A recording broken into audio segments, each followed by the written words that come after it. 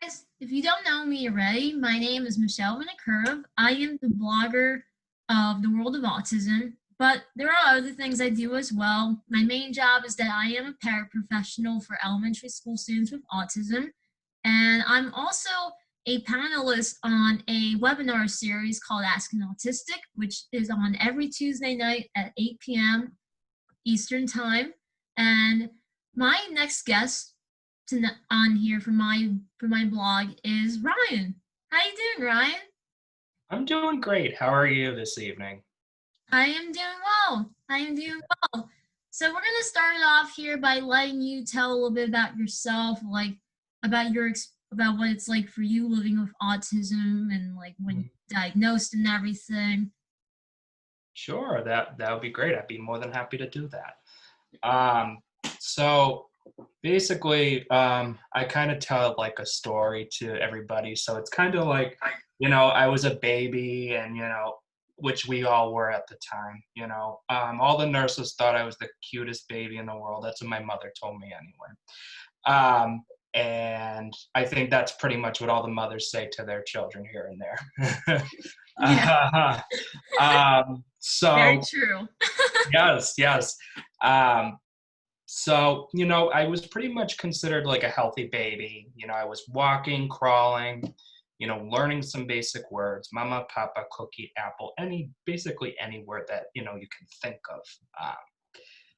But what happened prior to the autism diagnosis, so what was going on is I was experiencing some hypersensitivity. So there was just a lot of crying and a lot of tears going on. I think it was just associated with background noises. It might have been associated with um, just changes in structure and routine, which I know is very hard for a lot of people on the autism spectrum. I know that's very, very common. Um, the other piece to that is temper tantrums. And the reason I say temper tantrums is because I was not talking, I was not verbalizing, I was not pointing, gesturing, where, somebody else without autism might be able to do those sorts of things.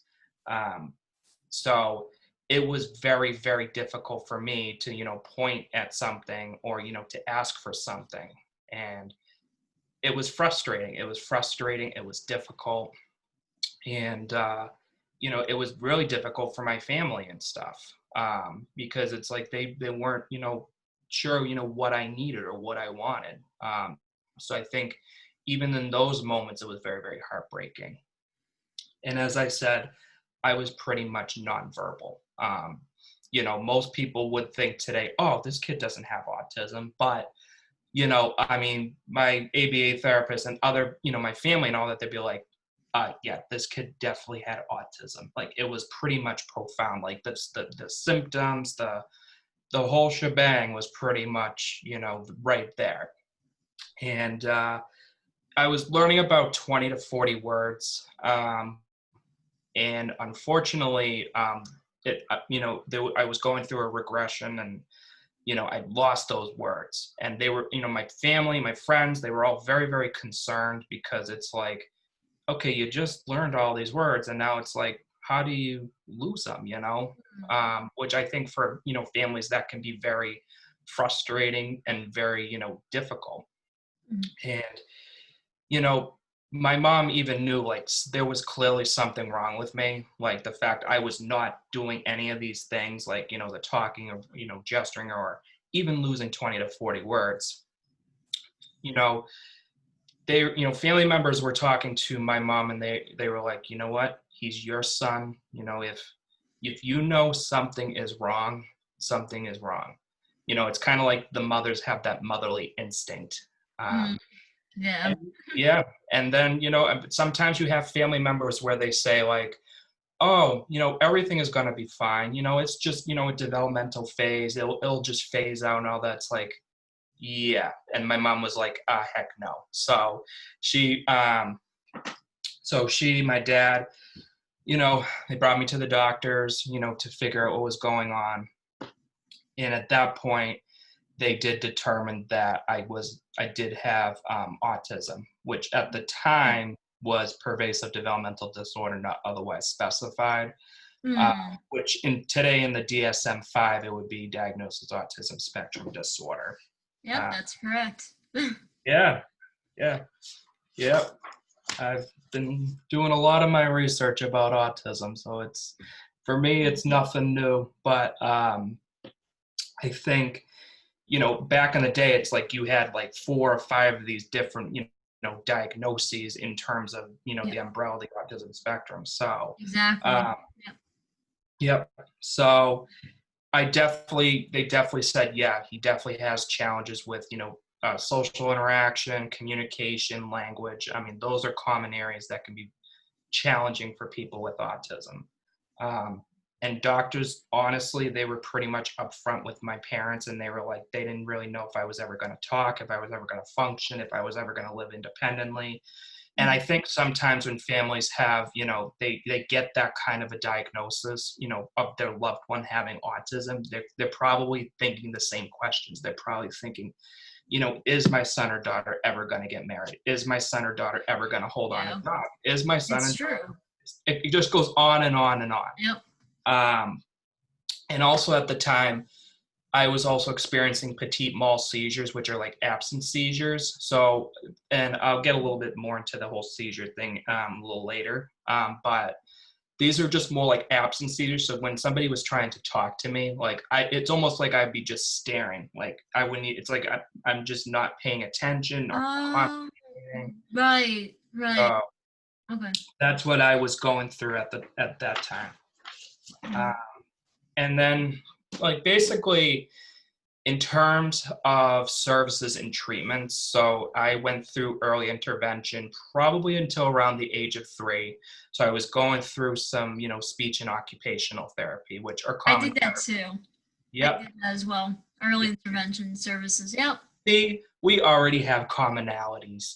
Yeah. Your experiences are very similar to mine. I'm like, as you're telling your story and stuff, I'm like, wait a minute, this is like what exactly what I went through, except like a tiny slight where, for me, I was nonverbal until the age of 6 years old. Oh my goodness. Yeah. Wow. So, Yeah. developmentally, like communication issues, it was for a long time. So, going back to you again, sorry about that. I just had to put No, no, like that's okay. it was because it was just like I'm like your experiences right there are just so like commonly similar. That's why. I know. It's like we're both walking in the same path, pretty much. Um, and then I attended, it was called Sterling Nursery School. So I'm from Massachusetts, by the way. So I'm from the state of Okay. Massachusetts. I know a Yeah, lot of people that self advocates from Massachusetts. yeah, it's pretty, oh, that's good. We got mass advocates. Yeah, uh, right. yeah. So basically, the diagnosis was probably right around 1996. Um, So I underwent applied behavioral analysis in the home setting. So that was probably maybe around like 20 to 40 hours a week for 2 years. And during the course of that time, I did continue to receive speech and occupational therapy. Mhm. So then the question really, because we started to get, talking about the whole schooling situation. And, my parents were wondering, am I ready to go into the school system? Mhm. And in fall of 1999, they pretty much said, no, I wasn't ready yet. That's because, they felt that I need a little bit more further speech and language development. And that's what the school district also agreed with as well. Mhm. So then in the fall of 2000, they pretty much said, yeah, he's pretty much ready to go into the public school system. Um, the other thing I wanted to talk about this evening is a little bit about the ABA program. Basically, what my individualized ABA program looked like.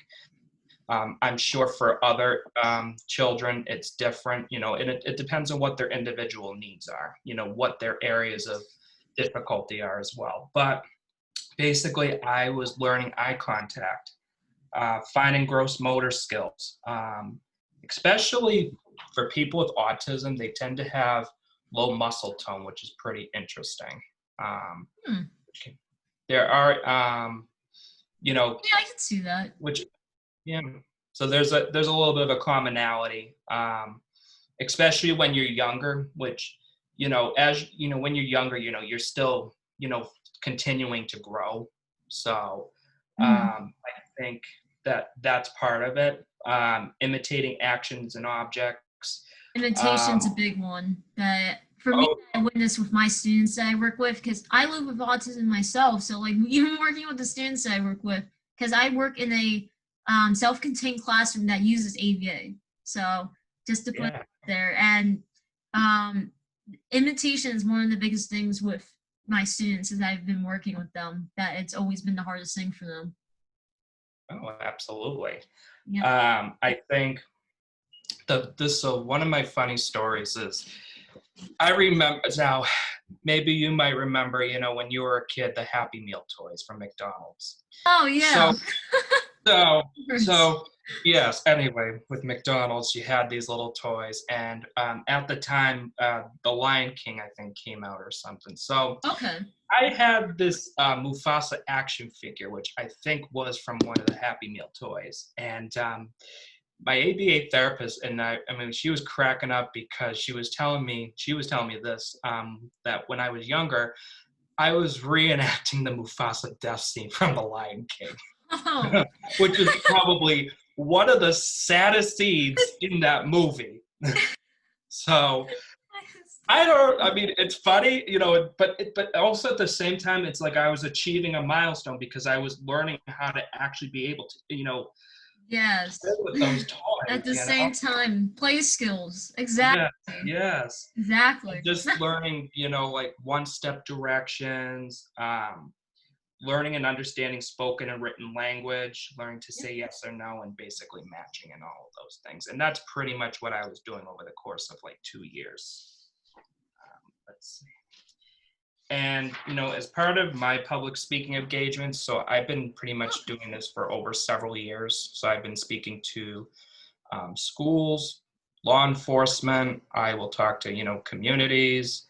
Um, Oh, and I've done also just, with health clinics. A couple of times I've spoken to the Mass College of Pharmacy and Health Sciences, um, an autism resource center. So I do have a little bit of this experience per se. I know, with these, awesome though.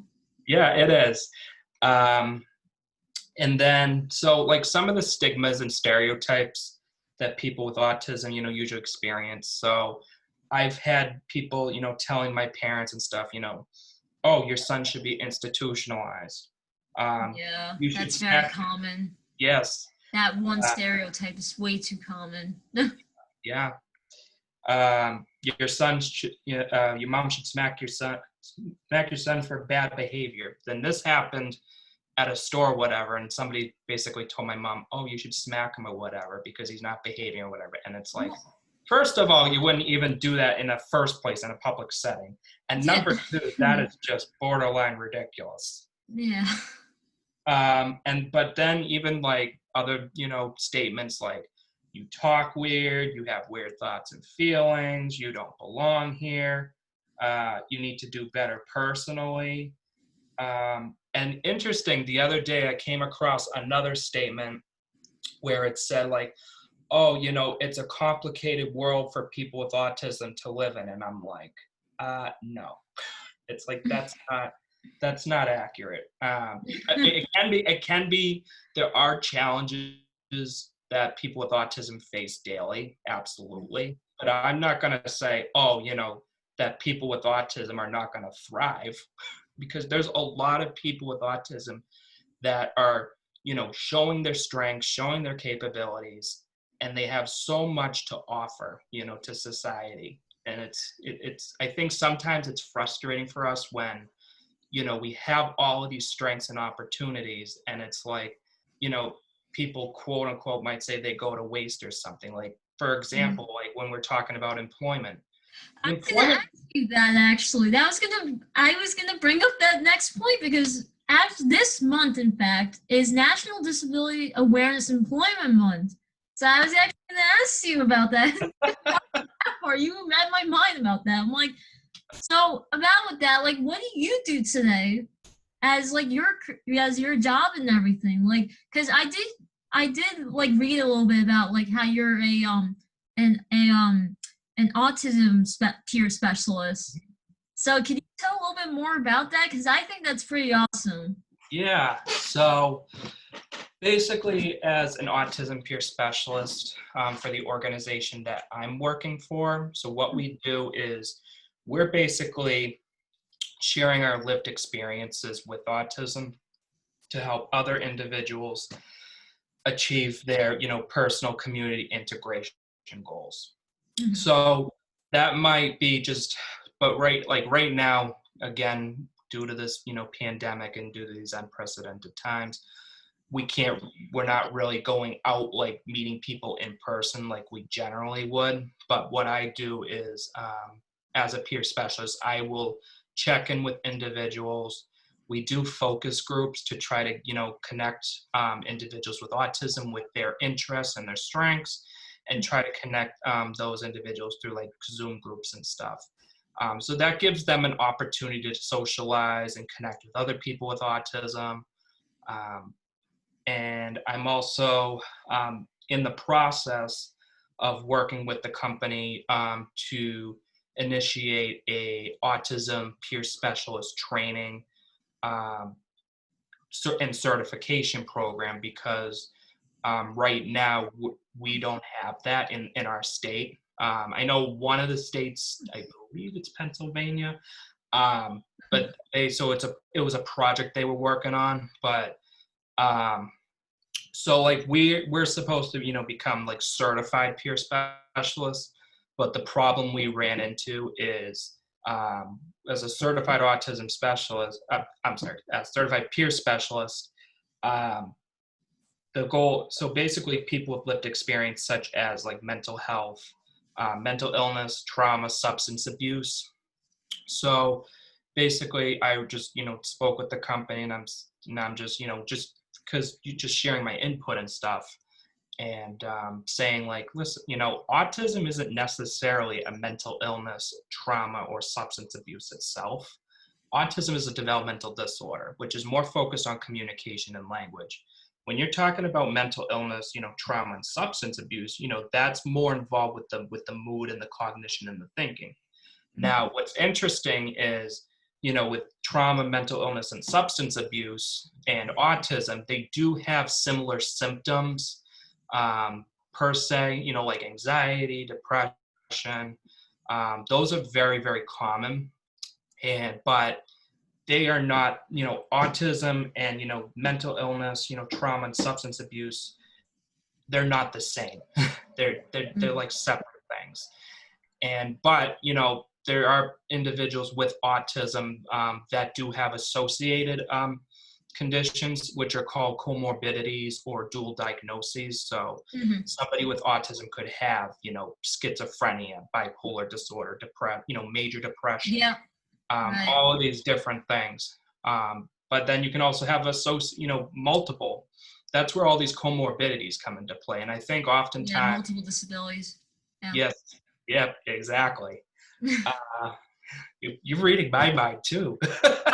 Well, it's because when you were saying about that, I'm like I actually went to when I was I'm gonna say when I was like 3 or 4 about because I'm from New Jersey. So I was born in New York, moved to New Jersey when I was 3.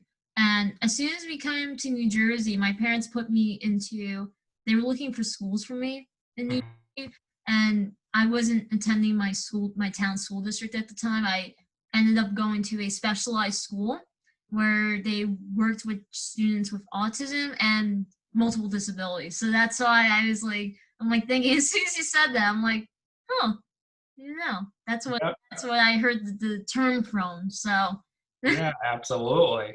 yeah. Absolutely. But um, yeah, so that's kind of where I'm at right now in terms of the peer specialist program. I did actually reach out to somebody from the Global Autism Project because I'm going to my hope is to try to get a focus group going to, because I I would let what I'm envisioning is getting that autism peer specialist training and certification program, um, not just within my state, but maybe making it something nationwide. Um, so I'm hoping, that works out. I really hope so too, because that is incredible. I thank you for what you are doing today, because that's what we need more of nowadays, is that kind of specialist that can help with peers with autism, and like to be able to connect with each other and stuff, because that way no one feels like they're left out or anything like that. And just for you just helping others out. So thank you for all you do and everything. And that just really shows like how much of a self advocate that you are, and for advocating in the autism community. So thank you so much, Ryan, about that. And so about continuing on about with employment, I want to ask you why it's so important for places to like value those with autism. Like, Mhm.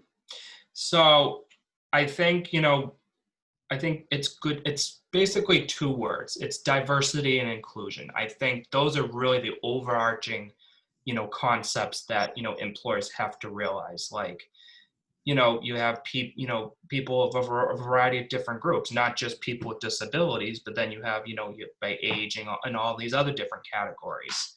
Um, I think what's unique is people of different abilities, bring different perspectives, and I think that's what actually enhances the, workplace culture, and it's what enhances the, the work that people do, because, companies and agencies are always looking to find ways to better their services.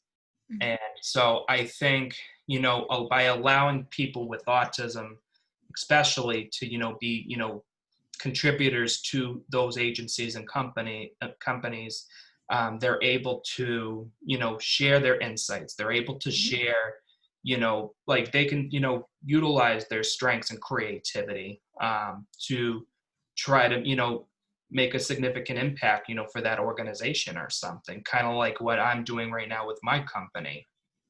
Um, so, I mean, and there's always those opportunities, to learn something new. I think, and I've talked with HR professionals too, and they'll say, I think sometimes, employers like to quote unquote bury their heads in the sand. Um, because it's like they say like, oh, I don't want to put up, I don't want to put up with a person with a disability, and then they have all of these questions like, are they going to be able to do the job? Are they going to? And the reality is there's a lot of people with, disabilities, including autism, that are more than capable of doing the job. You know, yeah, Absolutely. they might need some, adjustments or modifications or, accommodations or whatever. But most of the time, it's like it's accommodations are usually cost effective. They're usually not that expensive. Sometimes employers are thinking, okay, this person, might need this expensive technology or something, but even like making changes like changing the seating arrangement, or Yeah. even flexing hours, to go to medical appointments or something. Um, that's really what I'm seeing, from that kind of a perspective in terms of employment.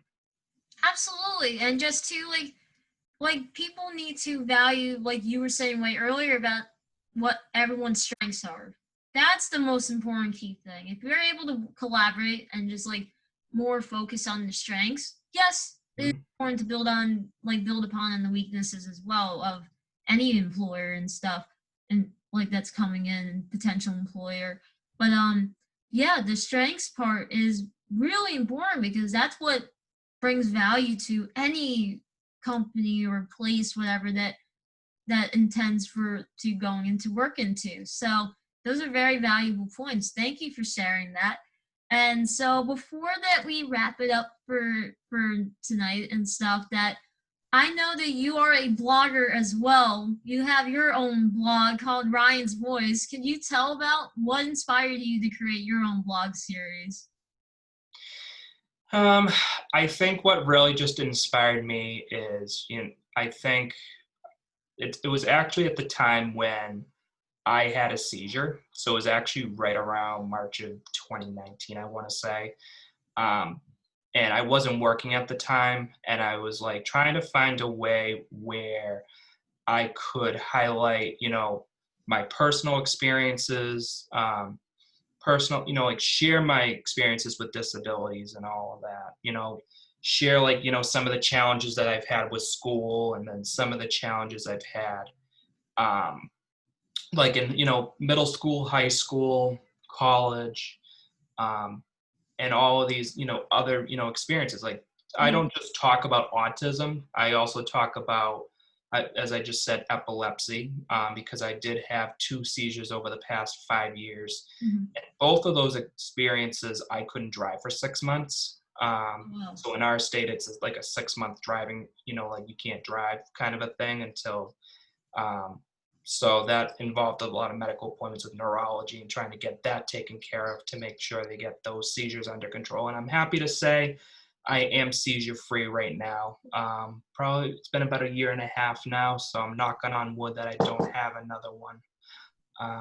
And then I also have been, I talk about the thyroid disease. And the reason I, share that kind of experience with my blogs and stuff too. Mhm. I've also went through Graves' disease. And Graves' disease is a form of hyperthyroidism. So what it basically means is that my body was basically making too much thyroid hormone. So it just Um, made me very, very ill. mhm. So I was going through all these different symptoms, but most commonly, the palpitations, and just being so tired and so fatigued. It really just interfered with school and work and all of that. So then they tried all of these different treatments. And eventually I actually had to have my whole thyroid surgically removed. As you can see right here, there's a little bit of the scarring right there. So that I had that done about like 2 years ago. Um, and now I'm taking basically thyroid hormone replacement basically for the rest of my life, because that's something that I depend on. Because if you don't have thyroid hormone, unfortunately, you wouldn't be able to survive. So that's why it's kind of like I kind of depend on it a lot, especially like because what happens is when your thyroid is gone, it's like there's nothing to actually naturally produce the thyroid hormone. So it's now you're considered hypothyroid, and you just Right. have all these other different symptoms and stuff. But I'm not going to go into further detail because if people want to learn more about that, they can definitely check out, my website. And I do have blog posts about like I said, not just autism, but I talk about epilepsy, thyroid disease. And I've also started trying to do some video, some vlogs too. So I'll try to explain some really good concepts and stuff. But Mhm. I think all in all, like I'm just, I'm really happy to be where I'm at. It's really just, it's an incredible journey. I'm really thankful for each day, to be with people. And, it's because there's some people that just don't have friends and family and stuff. And it's like, even my dad says, people are the most important thing, they're the most important thing in your life. Um, I agree with that. I really do agree with that. Like the people around you and stuff, like whoever's with you today, like be absolutely grateful for that. Absolutely. yes. Absolutely. And thank you so much for sharing about that as well. You proved that you're also a strong person in your own way and stuff, and you're still doing what you do today. So thank you so much for that, and for your blog and everything what you do. So definitely check out Ryan's blog, Ryan's Voice. Check it out every week and stuff. And also, so finally to really wrap this up, do you last minute any advice to individuals with autism or their families or to any professionals who work with people with autism? What's your advice? What are some points you could give away to tell? Sure. I think I have just a brief page about that. Let's see. Final thoughts. I always like to write things down. I'm just somebody that I'm loves. the same way too. Don't I? It's all good. No, no, I'm just saying I just like writing things down. But Mhm. um, I pretty much I'll just go with what I have. But autism's not a disease. So even though someone has autism spectrum disorder, it doesn't mean they're gonna make you sick.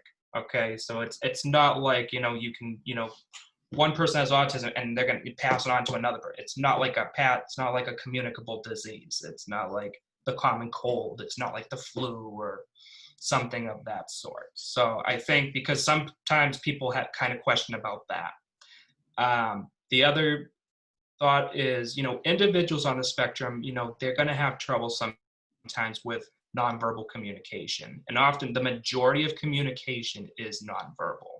So, and what I tell people too is, to try to be direct and try to be upfront, you know, even if people say or do something that's not appropriate, I'd rather have somebody be upfront and honest with me and say that rather than waiting weeks or months later. It's like, because how are we going to know if we did or said something that wasn't right? That's how you learn and grow too in that process. I also say individuals on the spectrum can be successful with the proper support in the treatment.